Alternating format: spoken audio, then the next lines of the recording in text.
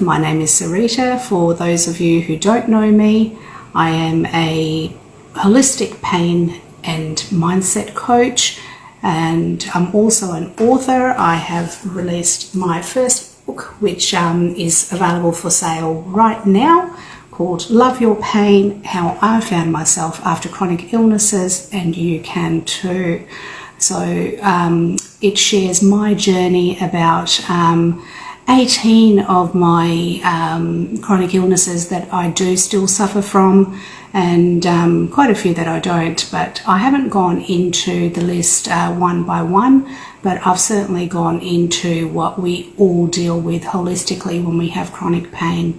What I've also done with my book is given my readers strategies on how to deal with chronic pain on a day-to-day basis, because it's something that a lot of us don't realise how that we can do that, and how we can actually live with our pain as opposed to knocking it back.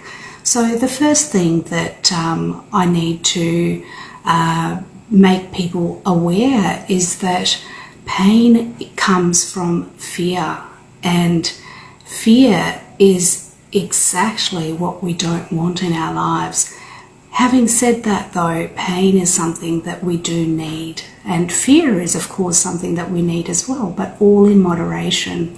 So pain is quite important because it tells us how we need to be aware of dangers around us, and that's all very well and good, but when we have chronic pain it becomes quite different and it starts taking over our lives. So what happens then is, as you very well are aware, the day-to-day activities that we once upon a time used to be able to enjoy no longer occur anymore. So what I'm here today to help you with is pacing. One of my dear friends asked me how to pace ourselves in with our chronic pain, because what we're finding is that we're doing activities that we enjoy because we're entitled to, but then we're burning out very quickly, and we're spending 3-4 days in bed, not being able to get out and do anything else for that time while we recover in our flare-up moments. So what we need to be considering is, rather than doing everything in the one go, we actually need to work out what it is that we need to be doing versus what it is that we want to be doing, and write down a schedule for ourselves. Unfortunately, when we have chronic pain, we need to restructure our lives quite differently from what we used to when we weren't in chronic pain, and perhaps when that pain was acute, or even before that stage when we didn't have pain. Now, just describing the difference between acute and chronic pain. So acute pain is when we perhaps stub our toe on the cupboard and it hurts for a little while, but then we actually do get over it. Or a bigger injury would be we break our arm, but eventually it heals and we can get back on with life with no residual impact of that in a big way. But when we have chronic injuries or chronic illnesses, we are actually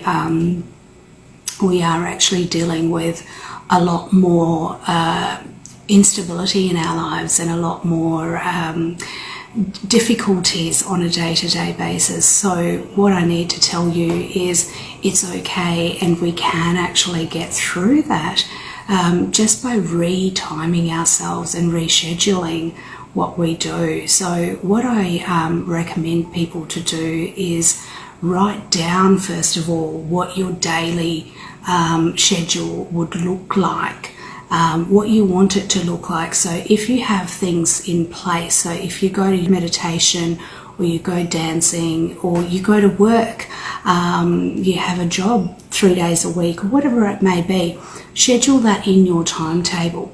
Then around that, fit your necessary luxuries. We all need social activities on top of things that we need to do.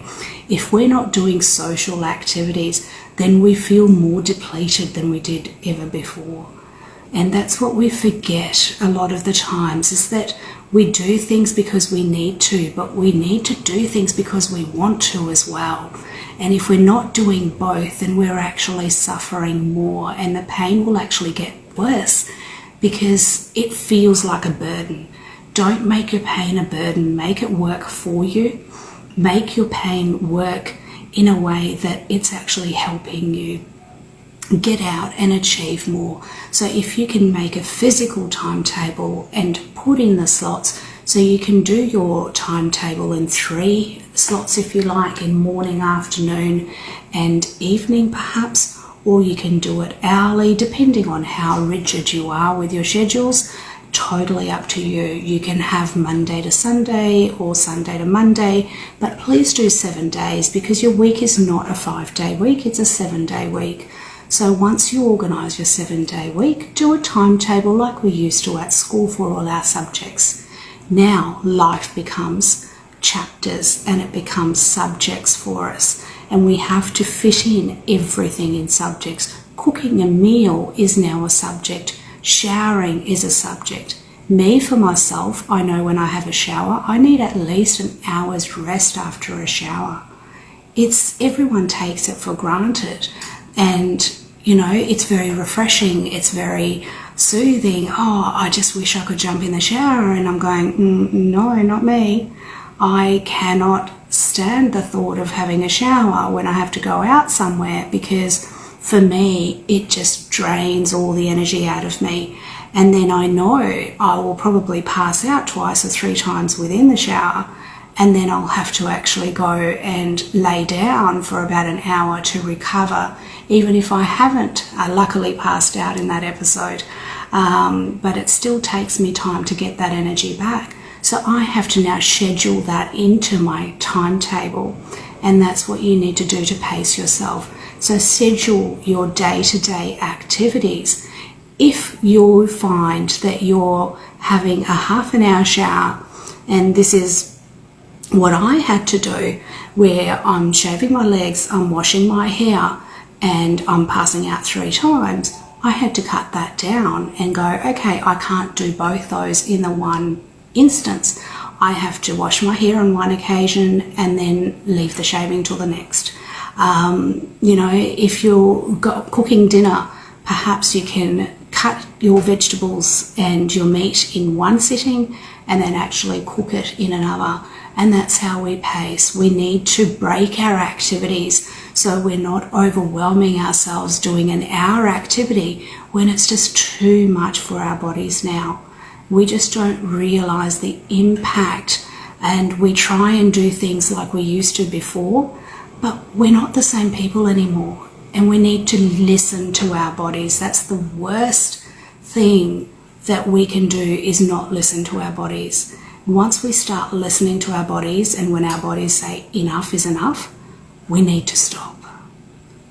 And we need to seriously say to ourselves, I will do the rest later. And it's okay, because that's life. And the way life treats us, the way we treat life, it's a give and take situation. So if you work with life, and if you work with your pain, you'll find that you won't have as many flare-ups, and you'll find that you won't actually have as many ups and downs anymore, and you'll actually be able to do more. So if you're vacuuming a whole room, I can't vacuum it all, but I sweep my lounge room and I sweep my dining room. And there used to be a time when I couldn't do that either. So gradually I've built up. What I've done is I've started sweeping my lounge room, and then I've gone, okay, I need a break now. And then I've gone, okay, after my half an hour break, I can sweep the dining room. And then I've had another half an hour break. And over time, I've now been able to go, I can do both together. It's an open plan space. I can do both those rooms together. I'm now comfortable with that, with my boundaries. And you will find that if you start pacing yourself, you will actually achieve more goals than you were able to before, because you're not burning yourself at the bridges. You're not actually having so many flares ups, so your body doesn't have to keep going into that recovery mode and trying to save itself. So when we have fear about, say, fire, for instance, if we've burnt ourselves as a child, we then become afraid of fire. And every time we see fire or we go near the stove, our body is going to automatically get tense. That's what it does with pain. Every time we have pain in our bodies, our body is going to go, I can't do this activity because it's too painful. But if you slow it down and you actually listen to your body and you go, I'm going to pace myself and I'm going to do it in little bits at a time, you'll find gradually you'll actually be able to increase what you do and do more things. So I do hope to share more information along these lines. We just don't realise how important pain is for us. But because we're all afraid of pain and don't understand it, we look at it in a very different way. So if we can actually break things down and do small bits at a time, we will find that we can do more and actually achieve our goals sooner rather than later. So for today, I'll leave you to it. If you've got any questions, please shoot me a line. I'm always available. loveyourpaincoaching.com. Thank you so much.